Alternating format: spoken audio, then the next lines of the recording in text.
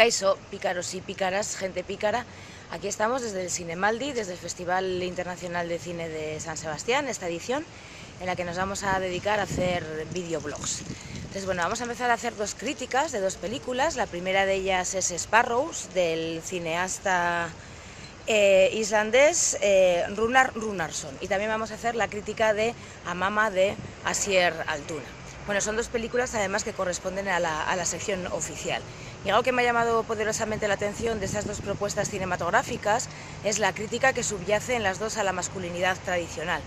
Por ejemplo, en la primera película, en Sparrows, un adolescente joven de 16 años, Ari, tiene que dejar su Reykjavik natal, en el que vivía con su madre, e ir a un pueblo bastante recóndito, donde no hay mucha población, a vivir con su abuela y con su padre. Su madre decide irse a diversos países africanos, no sabemos si de cooperante, pero bueno, decide que no es el momento en el que su hijo tenga que ir a vivir con ella, ¿no? Entonces Ari se va a casa de su padre y de su abuela. Bueno, su padre representa una masculinidad muy tradicional, esta masculinidad acabada, que no ha sido capaz de superar el abandono de su mujer, de su exmujer, y se dedica a trabajar y a beber, básicamente. Esos son sus principales objetivos y en lo que pasa su tiempo. Por otra parte, algo también muy relacionado con el tema de la masculinidad es el tema del trabajo, ¿no? Ari comienza a trabajar en una fábrica de pescados y al principio, bueno, pues se ríen de él, dicen que tiene la fuerza de una niñita de 6 años y luego ya al final, cuando tiene el primer sueldo, le definen como hombre, ¿no? Porque es un hombre y porque trabaja. Bueno, la relación de Ari con su padre es uno de los grandes temas de la película, como hemos dicho. La gran aliada de Ari es su abuela, que además es la que intercede un poco en la relación entre nieto y padre, ¿no? Y bueno, asume perfectamente que la masculinidad que representa a su hijo es una masculinidad acabada, una masculinidad terminada, apela a que espabile, a que viva la segunda oportunidad que tiene con su hijo. Y bueno, hay también cierta gracia, ¿no?, entre comillas, porque bueno, alude a las tonterías de macho, ¿no? Y dice que lo que tiene es una discapacidad, ¿no?, de macho. Es una película también en la que tiene bastante importancia el tema de la violencia sexual o de relaciones de poder sexual, que vemos en diferentes planos, pero eso no os lo voy a desvelar. Y respecto a la otra película de Asier Altuna, A Mama, es una película que podríamos calificar perfectamente como cine vasco, ¿no?, si es que llega a existir el cine vasco, ¿no? Y él también, el director, el cineasta, ha declarado en algunas de sus entrevistas que, bueno, pues en el fondo el gran tema que subyace en la película es la lucha entre la vida del baserri, ¿no?, y la vida moderna. También lo de moderno entrecomillado, ¿no? Porque si hay una ley, y esto os lo voy a leer, ¿no?, es legerik importanteena baserria es de la inoiz banatuko, ¿no?, que la ley principal del caserío es que nunca hay que dividirlo, ¿no? Entonces, bueno, en las leyes